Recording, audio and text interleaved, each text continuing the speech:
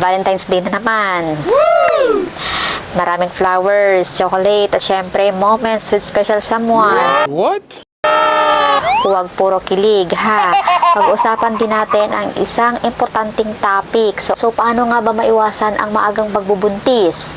Kung ayaw mong mabuntis na hindi pa handa or gusto mong mag-focus muna sa goals mo, stay tuned dahil may life-saving tips ako para sa inyo.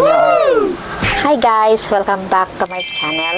So dito pag-uusapan natin ang lahat tungkol sa health, self-care at syempre responsible relationship. Since malapit na ang Valentine's Day, perfect time ito para pag-usapan ang safe relationship at paano maiwasan ang maagang pagbubuntis. So, alam kong hindi ito madalas na open topic sa mga barkada or pamilya, pero super important ito para maiwasan ang regrets at masiguradong magagawa mo muna ang mga pangarap mo bago maging magulang. So, kung ready ka nang matuto, let's get into it. Bakit kailangan pag-usapan ang maagang pagbubuntis? Unang-una, bakit nga ba natin ito pinag-uusapan? Kasi ang maagang pagbubuntis ay may malaking impact sa buhay mo, sa education mo, sa career, at sa kahit sa mental health mo. Marami ang nag-share ng stories kung paano nagbago ang buhay nila after maagang nabuntis. Hindi madali ang maging magulang, tandaan niya yan. Lalo na kung hindi ka pa financially, emotionally, at mentally prepared. Pero don't worry dahil may ways para maiwasan ito nang hindi naman kailangan iwasan ang love life or yung relationships. Paano maiwasan ang maagang pagbubuntis? Una, kilalanin ang sarili at iset ang priorities. Bago ka magseryoso sa isang relationship, tanungin mo muna ang sarili mo. Ano nga ba ang goals ko sa buhay? Ready na ba ako sa mga responsibilidad ng isang relasyon? Mahalagang alam mo ang priorities mo para hindi ka basta-basta nadadala sa mga pressure ng ibang tao. Second, huwag magpadala sa peer pressure. Maraming kabataan ang napapaaga sa pakikipagrelasyon o pakikipagtalik dahil lang sa pressure ng friends or partner. Tandaan guys, walang masama sa paghihintay. Huwag gawin ang isang bagay dahil lang sa ginagawa ng iba. Ang tunay na pagmamahal ay marunong maghintay at rumirespeto. Third, alamin ang konsepto ng consent. Importante ito. Ang tunay na pagmamahal ay hindi pinipilit guys. Kung hindi ka ready, sabihin mo. Kung mahal ka ng partner mo, rerespetuhin ka niya. Or rerespetuhin niya yun. Huwag matakot magsabi ng no kung hindi mo gusto ang isang bagay. Number 4, gumamit ng protection at alamin ang contraception. Okay, real talk tayo.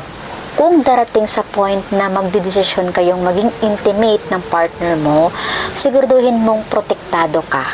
Maraming options tulad ng condoms, birth control pills, IUD at iba pa. Huwag mahiyang mag-research or magtanong sa doktor about safe sex. So, mas mabuting maging informed kaysa magsisi ka sa huli. Fifth, iwasan ang moment kung hindi mo pa kaya ang consequences.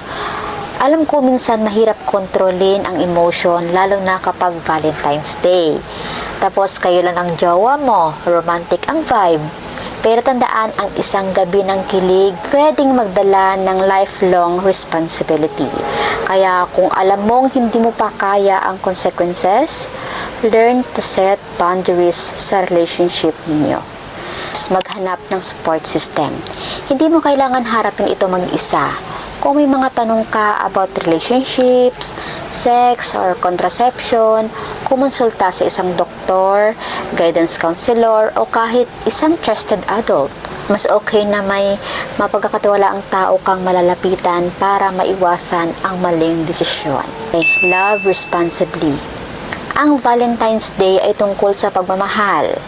Pero hindi lang sa iba, kundi sa sarili mo rin. Huwag mong hayaan ang isang maling desisyon ay makakaapekto sa future mo.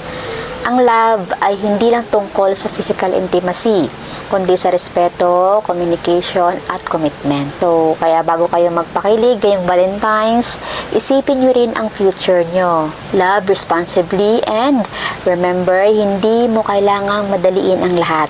Darating ang tamang panahon para sa lahat ng bagay. So, ano ang thoughts nyo about this topic? May gusto ba kayong idagdag sa tips para maiwasan ang maagang pagbubuntis? Comment down below at pag-uusapan natin yan. And of course guys, don't forget to like, share, and subscribe para sa mas marami pang Real Talks vlogs about health, relationship, and self-care. Happy Valentine's and always choose to love wisely. Bye!